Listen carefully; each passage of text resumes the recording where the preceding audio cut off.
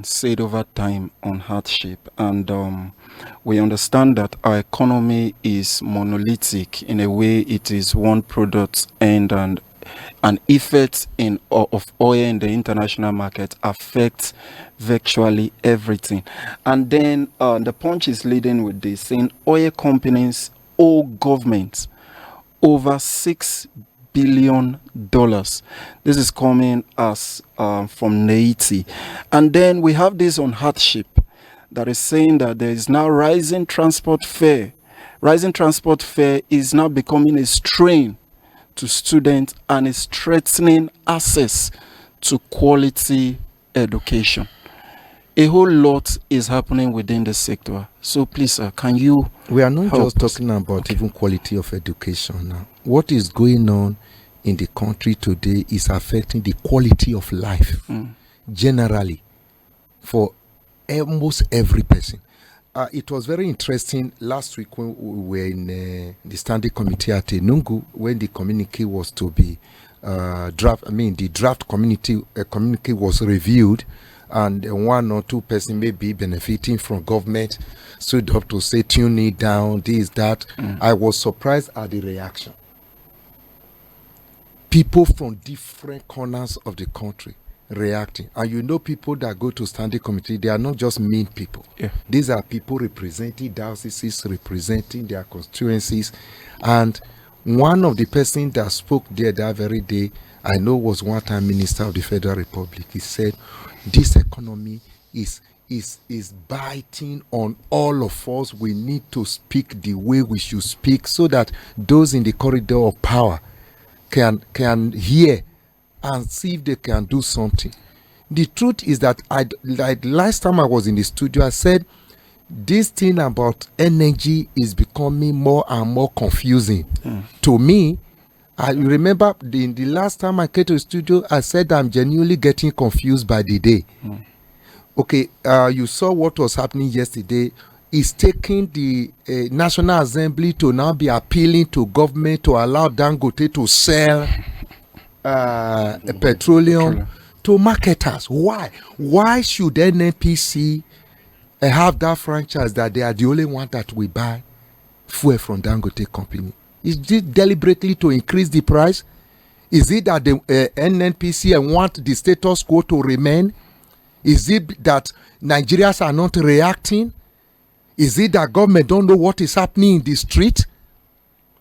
Now, talking about energy in totality, why I say it's getting more and more confusing.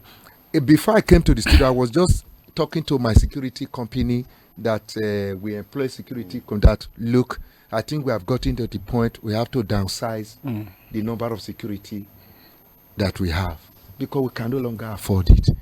For the past 2 weeks, they suddenly migrated us, AEDC migrated us to band A, which we did not request for. We have not seen any change in the supply pattern, but the 40,000 we normally buy the unit. When we buy 40,000 watts, it will give us 554 units.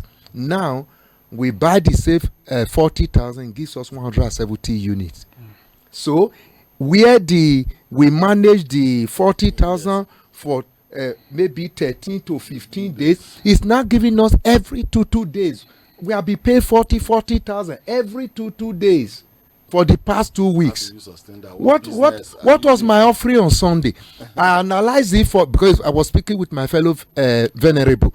The offering we got on Sunday, if you use it to compare it with what I'm paying just to AEDC, it means the total offering has, before next Sunday, we just go to AEDC remaining 20,000 naira. How do I run the church?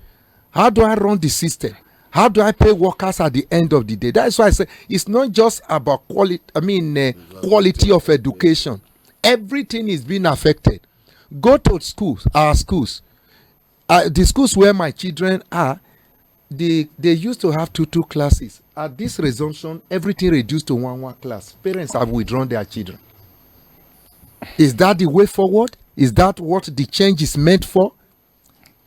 So, I think it's a high time those governing us sit down, because we have been talking about we are sitting on top of the keg of powder. Leaders are no gambling, playing with matches. So look at another strike again. It's looming. 1st of October is around the corner. If we cannot learn from answers, then I think it's only God that will deliver this country. So now, the last hunger strike they did, many people are still behind the bar, charged for treason, for daring to come out to say, I'm hungry, I'm dying.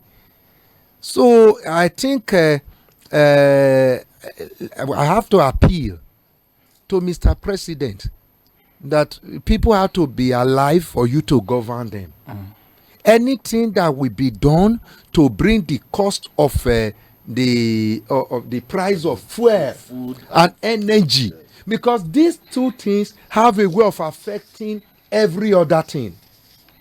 So anything that can be done to bring it down should be done. Anything that can be done to reduce taxation on people. It's like flogging already a cow that is about to die. You keep flogging, you keep milking it, you keep flogging, milking it. It will die, and only God knows what will be the general implication of that. All right. Thank you so much,